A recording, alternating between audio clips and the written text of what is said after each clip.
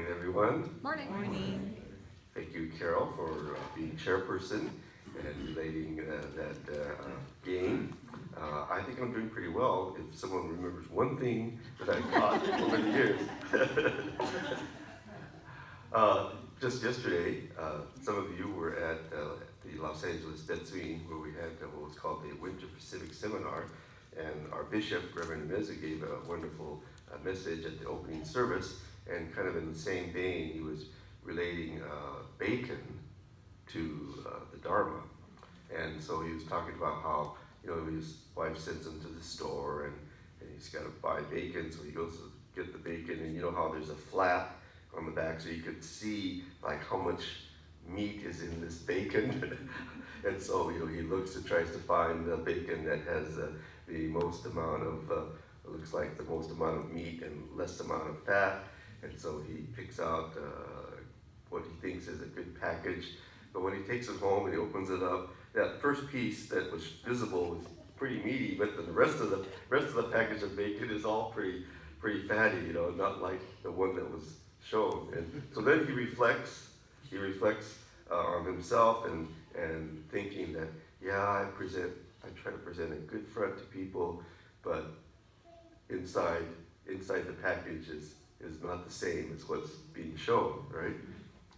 Or in my case, fat is on the outside and the inside.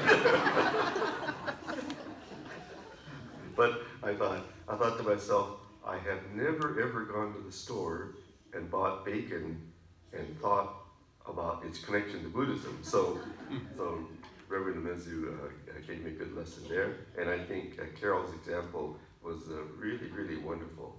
You don't want to leave anything left in the jar. We live our life fully. In sports, football coaches or basketball coaches, they say, leave it all out on the field. Don't leave 1 ounce of energy left. You have to give it your all. And I think that's true in sports, and I think it's true in life as well. Dr. Harada often talks about the period. We end the sentence with the period. So life should be, we end our life completely and a full stop. This is the culmination of one's life. So thank you, Carol. Today, I'm going to share a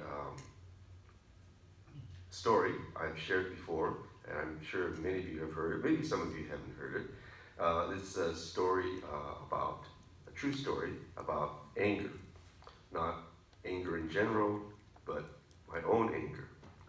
So this is a personal experience I had some years ago. So as a minister, you really try to avoid, as much as possible, having, let's say, an argument with a member. I've been a minister for 33 years. I can count on one hand how many times I've actually had an argument with a member, or let's say a heated discussion, to put it a little nicer. But some years ago, this is really in my earlier years of my ministry, I had this argument with a member. And this member said this, and I said this in response, and he said something else, and I wanted to say this, but I held back, because I felt I shouldn't say something that harsh, but this is what I really wanted to say. So we had this argument. Fast forward about 10 or maybe 12 years, and I'm taking a shower in our home, and I don't know what makes me think of this. I'm thinking of this argument that I had with this member. He said this, I said that, he said this, and then I wanted to say that, but I didn't say it. I should have said it. I really should have said it. I'm recalling this conversation, and I'm finishing my shower, and at that time, well, even still today, my wife made this rule. So when you finish taking your shower, you have to take this plastic squeegee and you have to squeegee the shower stall. And that way you don't have that hard water film, on the glass. So I'm beginning to squeegee the shower stall, but I'm still thinking of this argument I had. And so I'm starting to squeegee.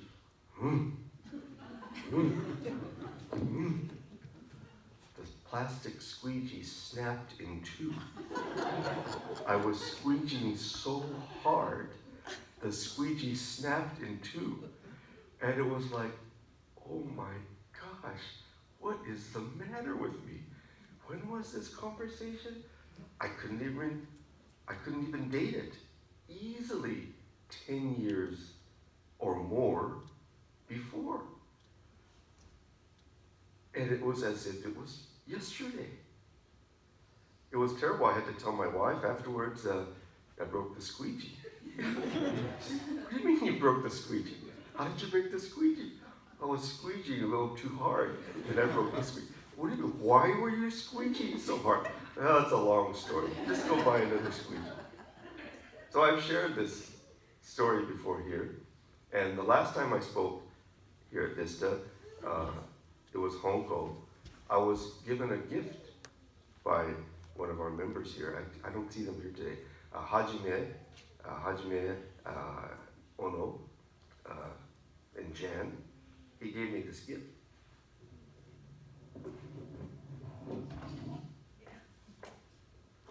So this is what he gave me. It's a plastic squeegee in a nice frame. And it says, just in case. Just in case I might need a new squeegee. He gave me one. This is a wonderful gift. I was thinking, gee, my new job for the BCA, I might go through a squeegee a week. I think I better have a whole drawer full of squeegees. But this squeegee is pretty strong, and my wife bought a really strong squeegee, so I'd have to press pretty hard to break that one. But I plan to keep this in my office as a reminder of my own anger.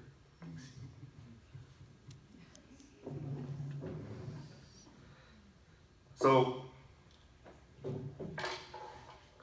Buddhism teaches us that the difference between an awakened person, like a Buddha, and ourselves, an unawakened person, is that things like greed, anger, and ignorance, they don't last long. It doesn't say that a Buddha never feels those emotions. We might think that the Buddha is just so pure in heart and mind that a Buddha would never get angry, or never get greedy, or never have thoughts of ignorance. But Buddha says no, because a Buddha or awakened person is a human being like you and I, only with a different depth of understanding. So an awakened person feels anger coming up, but it doesn't last long. They're able to see it and let it go, let it go. But those of us, like myself, hold on to the anger. Days, weeks, months, years, decades, decades even. Oh, I remember as a teenager, if my parents scolded me or for something, I gave them this silent treatment. I didn't, talk for 2 or 3 days, And then I noticed our pet dog. We had a pet dog. We always had a pet dog on the farm. We had a pet dog, and his name was Spot. He didn't have a single spot on him. I don't know why we named him Spot. But Spot, this is when I was in college, and I'm studying Zen Buddhism. I took a course on Zen Buddhism. And one of the famous Zen koans is, does a dog have Buddha nature? Does a dog have Buddha nature? I thought, well, Spot can't go to the temple. Spot can't gasho, do oshoko. I don't think Spot has Buddha nature. Then I noticed one day Spot had chewed up my dad's slipper, and so, I'm scolding him. Oh, Spot, bad dog, or something like that. And Spot ran away for about 2 minutes. And then he came back, and he's jumping on my lap, and he wants to play again. And then I thought, oh my gosh, I could never be like that. If someone scolds me, like I said, but my parents scold me, why, I don't talk to them for several days. But right away, Spot forgets, or doesn't forget, lets it go, and wants to play. Spot is way more enlightened than me. I'm not in no comparison. I'm not even on the scale. But an animal like Spot manifests his Buddha nature much more than myself. So my answer to that koan would be yes, the dog has Buddha nature.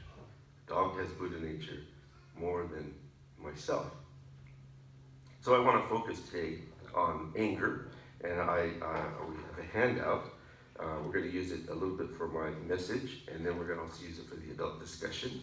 And so this is from this wonderful book by Thich Nhat Hanh. This is a book I can really recommend. It's just simply titled Anger. And Thich Nhat Hanh writes about how we deal with this such a strong, powerful emotion of our anger.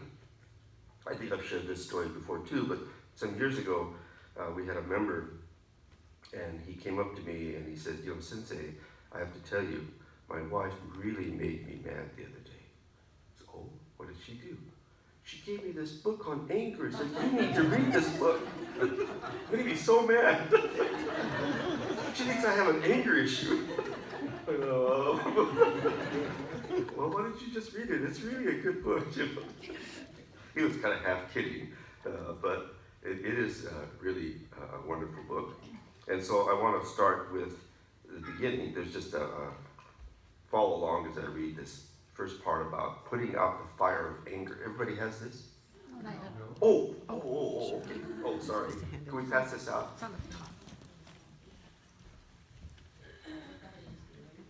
Oh, okay. Sorry.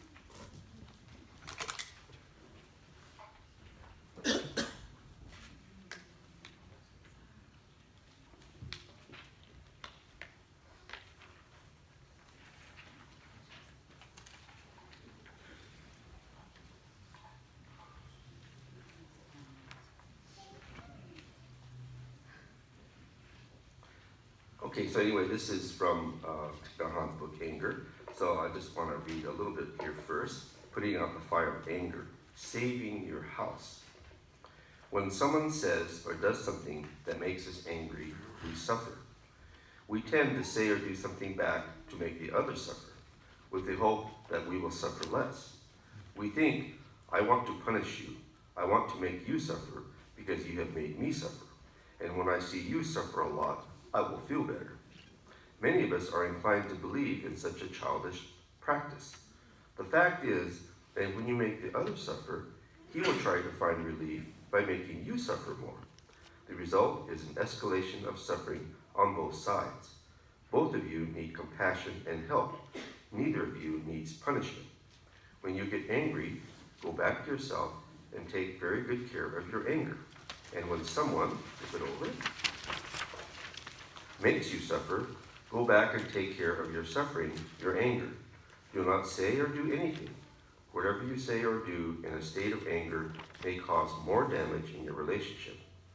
Most of us don't do that. We don't want to go back to ourselves. We want to follow the other person in order to punish him or her. If your house is on fire, the most urgent thing to do is to go back and try to put out the fire, not to run after the person you believe to be the arsonist. If you run after the person you suspect has burned your house will burn down while you're chasing him or her. That is not wise. You must go back and put out the fire. So when you're angry, if you continue to interact with or argue with the other person, if you try to punish her, you are acting exactly like someone who runs after the arsonist while everything goes up in flames. Isn't that a wonderful metaphor? I mean, it's so true. You know, we want to go after the person that's causing our anger, and all the while, you know, our house is being consumed by the fire. So I wanted to start with this. So this anger is just such a powerful, strong emotion, and Buddhism talks about three poisons: our greed, our anger, and our ignorance. And it's quite appropriate that they call them poisons, because we all know poison could destroy your own life. No one is going to drink a bottle of arsenic or something like that. It says on the label, poison, do not consume. And so no one in their right mind would drink poison. But yet we allow the emotions of greed, anger, or ignorance to often consume our life and overpower our sense of rationality, our sense of common sense, and it causes so many problems. All you have to do is drive nowadays to see the anger of people. Oh my gosh, the road rage is just getting more and more common. So how to deal with our anger? So we're going to focus on anger today. So Reverend Kubose, that I studied under, he used to have quite an interesting approach to dealing with anger. He used to say, well, when you get angry, try saying the Nembutsu. And you'll be surprised at how quickly your anger will subside. So he said, try saying Nembutsu. So next time someone cuts you off on the freeway, of course you might have a few choice words to say first, but you might want to try saying Namandabutsu, Namandabutsu. But don't say Nembutsu like Namandabutsu, Namandabutsu. It's not quite that kind of an expression. Well, maybe in the beginning it might come out that way, but you might begin to sense that your anger is beginning to subside. Because what is a Nembutsu doing? It's taking the focus away from yourself and bringing the focus, let's say, more Dharma center or Buddha center. So I think Reverend Kubose has quite a very practical and interesting suggestion for us to deal with our anger. Namandabutsu, Namandabutsu. Then we will see how Nembutsu and our everyday life, begin to become one. When you're joyous, when your daughter gets married, Namandabutsu, Namandabutsu. When your first grandchild is born, Namandabutsu, Namandabutsu. When you lose a loved one, Namandabutsu, Namandabutsu. When you realize that you've been an arrogant, conceited person, Namandabutsu, Namandabutsu. So the Nembutsu can manifest itself, can connect you with all aspects of your life: happiness and sadness, success and failure, times of pure heart and mind, times of self-centered heart and mind. And so going back to the handout, just to show an example of Shinran Shonin, how he sees his own anger. So on page, it says 421, the Shinran Shonin, these are his, Gutoku is his pen name that he took upon himself. It means foolish, bald-headed one. Gutoku's hymns of lament and reflection. So, for example, the second one, each of us, in outward bearing, makes a show of being wise, good, and dedicated. But so great are our greed, anger, perversity, and deceit that we are filled with all forms of malice and cunning. See, so Shinran Shonin, so brutally honest about himself. Yeah, I put up a good front, but really deep inside, I have this greed and anger and all these other, the dark side, if we were to put it in Star Wars terms. But How is Shinran Shonin able to see that depth of his ego, his inner self, turn it over? And these are poems that talk about light. Light. For example, the 1 to the 3rd Wasana poem. The Buddha's light is supreme in radiance. Thus Amida is called Buddha, Lord of blazing light. It dispels the darkness of the 3 courses of affliction. So take refuge in Amida, the great one worthy of offerings. So Amida Buddha is the truth of enlightenment, wisdom and compassion, and we encounter this truth of the Dharma, truth of enlightenment, as light that illuminates our heart and mind. When the light of the Dharma illuminates our heart and mind, we see our inner self, we see our ego self, and at the same time, we come to receive what is the heart and mind of the Buddha, our true heart and mind, the heart and mind of wisdom and compassion. So this will end my message, and then for our discussion, we're going to go into another excerpt from Thich Nhat Hanh's book, Anger.